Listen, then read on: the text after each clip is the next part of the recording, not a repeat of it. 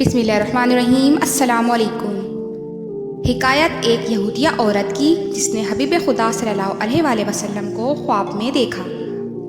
حضرت جلال الدین سیوطی رحمۃ اللہ علیہ نے اپنی کتاب جامع الجوامع میں لکھا ہے کہ شہر بغداد شریف میں ایک سوداگر بڑا مالدار عاشق رسول رہا کرتا تھا اور اس کا نام جبار تھا۔ وہ آپ سے اس قدر محبت کرتا تھا کہ اسے جو کچھ منافع سوداگری میں ہوتا تھا اس کو سال بھر تک جمع کرتا اور سال کے بعد محفل میلاد بڑے شوق کے ساتھ کرتا۔ اس کے پڑوس میں ایک یہودی بھی رہتا تھا۔ ایک دن اس یہودی کی بیوی نے اپنے شوہر سے پوچھا کہ آج سوداگر کے گھر اس قدر ہجوم کیوں ہو رہا ہے؟ یہودی نے کہا کہ شاید آج اس کے پیغمبر کے میلاد کا دن ہے۔ یہودن یہ سن کر میلاد کے تصور میں سوئی کہ رات کو خواب میں دیکھا کہ سوداگر کا مکان نور سے معمور ہے۔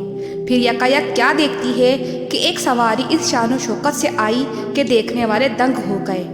فرشتوں کا ہجوم ہمراہ جلوس تھا اور اصحاب ہم رکاب تھے اور یوں کہتے جاتے تھے کہ شان حق نور خدا قدرت باری دیکھو، شان حق نور خدا قدرت باری دیکھو اور محبوب الہی کی سواری دیکھو۔ یہودی کی بیوی کہتی ہے کہ جس دم سواری نے قدم محفل میں اتارا تمام فرش زمین عرش بری ہو گیا، سارا مکان سوداگر کا مثل آفتاب چمکنے لگا۔ جس وقت محفل میلاد ختم ہوئی تو وہ محبوب خدا میرے مکان کی طرف سے روانہ ہو گئے۔ میں نے دریافت کیا کہ یہ بزرگ کون ہیں، کیا نام ہے؟ تو ایک آدمی نے آگے بڑھ کر کہا کہ صلی علی خیر الورا نور الہدا، یہی تو ہیں، جس کا ہے شیدا کبریا وہ دل ربا، یہی تو ہیں۔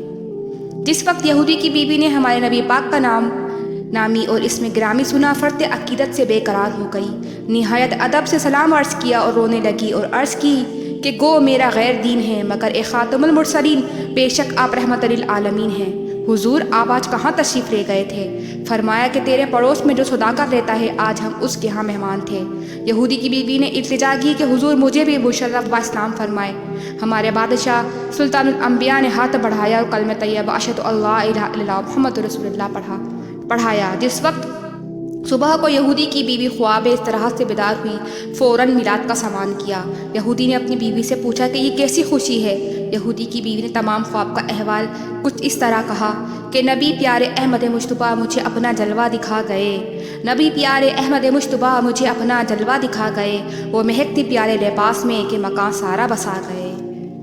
یہودی نے کہا اے بیوی یہ تجھے کیا ہو گیا ہے؟ کل تک تو اچھی تھی، رات کس کو خواب میں دیکھ رہے جو تو صبح اس قدر بے قرار اور اشکبار ہو رہی ہے؟ بیوی نے ایک آہ دل پر درد سے بھری اور کہا جانو دل سے میں رخ روشن پہ قربان ہو گئی، جانو دل سے میں رخ روشن پہ قربان ہو گئی، پڑھ لیا کلمہ محمد کا اور مسلمان ہو گئی۔